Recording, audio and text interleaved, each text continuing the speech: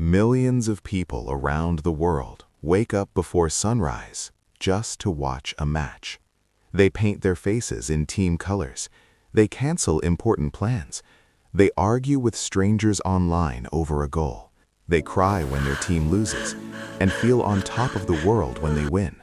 Sports, for these people, is not just entertainment.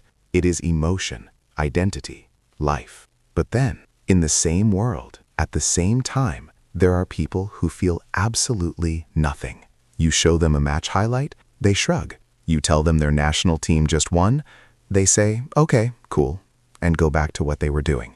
No excitement, no interest, no curiosity whatsoever. And the question that nobody really asks is, why? Is something genuinely wrong with these people? Are they broken in some way?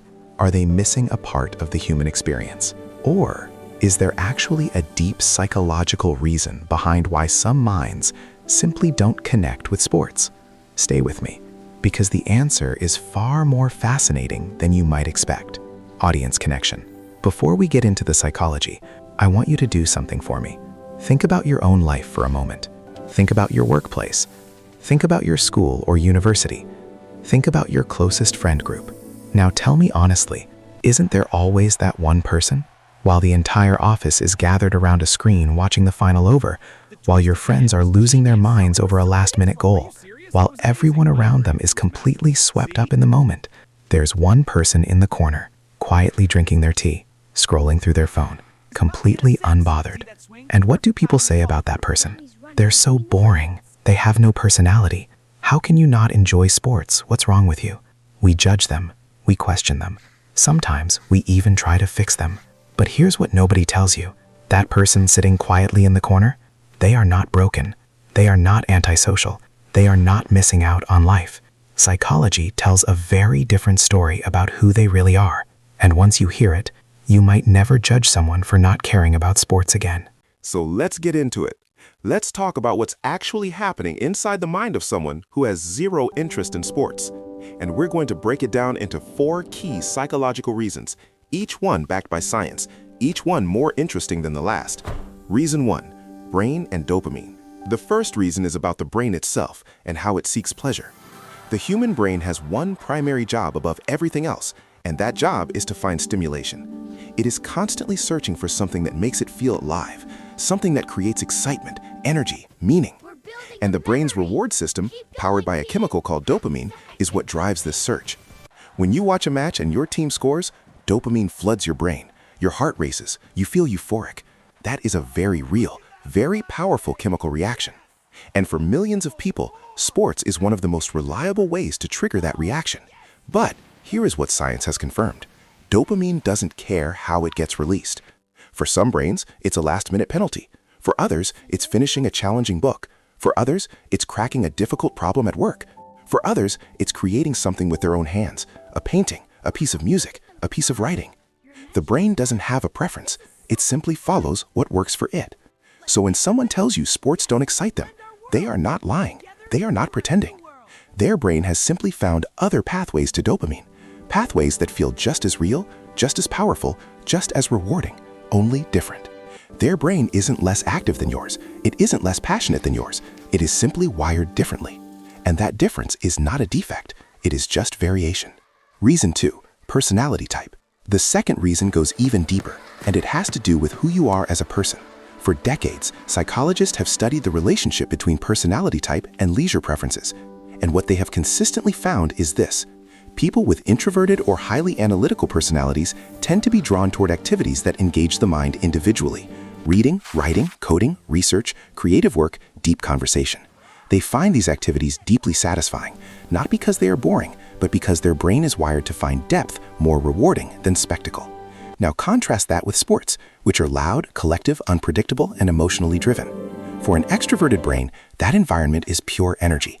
It is exactly what they need to feel alive.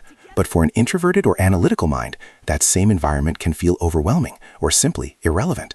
The great psychologist Carl Jung described it this way. Introverts draw their energy from within, from ideas, from reflection, from solitude. Not from crowds, not from noise, not from competition. So when an introverted person sits quietly while everyone else goes wild over a match, they are not being difficult. They are not trying to be different. Their nervous system is simply built differently, and it responds to different things.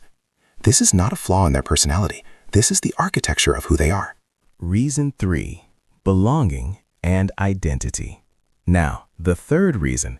This one is something most people have never considered, and once you hear it, you will never think about sports fandom the same way again. Here's the truth about why most people love sports. It is not really about the sport itself. Yes, the skill is impressive. Yes, the competition is exciting. But if you go deeper, what sports really provide is a sense of belonging. When you support a team, you are joining a tribe. You share colors, chants, history, and emotion with thousands, sometimes millions of other people. You have an instant conversation starter with strangers. You have a shared identity with your city, your country, your community. Sports give people a place to belong. And for most human beings, that feeling of belonging is incredibly powerful. It is one of our deepest psychological needs. But here's where it gets interesting. Not everyone experiences that need in the same way. Some individuals are psychologically wired to find their identity not through groups, but through individual values, personal achievement, intellectual communities, and self-defined purpose. They don't need a team jersey to feel connected. They don't need a shared enemy to feel united. They find belonging in entirely different ways, through books, ideas, professions, or personal relationships that have nothing to do with sports. So when you ask them, which team do you support? And they say, I don't really follow sports. They are not being antisocial. They are not rejecting you. They simply belong to a different kind of tribe, one that doesn't wear jerseys. Reason 4, childhood influence. And the fourth reason, perhaps the most powerful of all, takes us back to the very beginning, back to childhood. Psychologists and neuroscientists both agree on something fundamental. Our early experiences shape our brain. The things we are exposed to in childhood literally build neural pathways. They determine what feels familiar, safe, exciting, and meaningful to us for the rest of our lives. If you grew up in a home where cricket was always on the television, where your father cheered for the national team, where your family gathered around the screen for every big match, where winning a tournament meant real celebration, then sports became emotionally coded in your brain. They became connected to family, joy, belonging, and love. And that connection, formed in childhood, doesn't go away. It stays with you for life. But if you grew up in a home where sports were never a priority, where books lined the shelves instead, where conversations were about ideas and knowledge, where creativity and academic achievement were celebrated, then your brain built completely different pathways connected to curiosity, learning, and intellectual discovery. And just like the sports fan, those pathways stay with you. They shape what excites you. They shape what bores you. They shape who you are. This isn't a choice anyone consciously makes. It is simply the brain doing what it was taught to do during the years when it was most open to learning. So before you judge someone for not caring about sports, remember that their indifference was built over years, just like your passion was.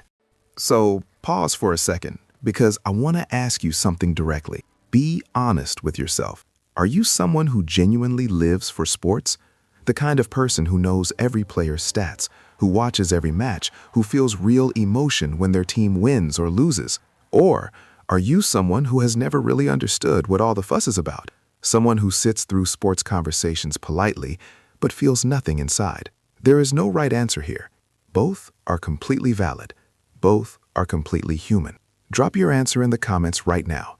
Tell me which one you are, because I promise, what comes next will explain exactly why you feel the way you feel. Now, here is the part of this conversation that most people never get to hear, because most people stop at, they just don't like sports. But psychology goes much further than that. Research into personality, cognition, and motivation has revealed something genuinely surprising about people who have no interest in sports. These individuals, the ones who sit quietly while everyone else goes wild, they are not passive. They are not empty. They are not disengaged from life. In fact, in many cases, they are among the most intensely engaged people you will ever meet. They are just engaged with different things. Studies suggest that people who are less drawn to spectator sports and group entertainment often score higher in traits like openness to experience, intellectual curiosity, and intrinsic motivation. They don't watch others compete because they are too busy competing with themselves, pushing their own limits, building their own skills, exploring their own ideas. They don't seek excitement from the outside because they generate it from within. Their brain isn't switched off. It is switched on to a completely different channel, a channel that most of the world never tunes into, but one that produces some of the most remarkable thinking, creating, and discovering that humanity has ever seen. That's not a flaw. That is a profound strength. So here we are at the end of this conversation, and I want to leave you with something that I hope you carry with you. The next time you meet someone who doesn't care about sports, don't roll your eyes. Don't call them boring. Don't try to convince them they're missing out. Instead, get curious about them. Ask them what does excite them. Ask them what they think about at 2 in the morning. Ask them what they would do if time and money were no object. Because I promise you, they have an answer. A real, passionate, alive answer. It just has nothing to do with a scoreboard. Their brain is focused on different passions. Their heart is chasing different dreams. Their definition of excitement is written in a different language. And that is not something to fix. That is something to respect. Because the most fascinating truth about human psychology is not that we are all the same. It is that we are gloriously, beautifully, irreversibly different. Each of us wired in a unique way. Each of us searching for meaning in our own direction. Each of us alive in our own frequency. And the world needs all of it. The fans in the stadium and the thinkers in the library. The ones who live for the match and the ones who live for the idea. All of it is human. All of it matters. If this video made you think, if it made you see someone in your life differently, give it a like. It genuinely helps. Share it with that one person you know who never cared about sports. I think they'll appreciate it more than you know. And subscribe, because every single week, we go deep into the hidden psychology behind the things we do, the way we think, and the people we become. Until next time, take care of your mind. I'll see you in the next one.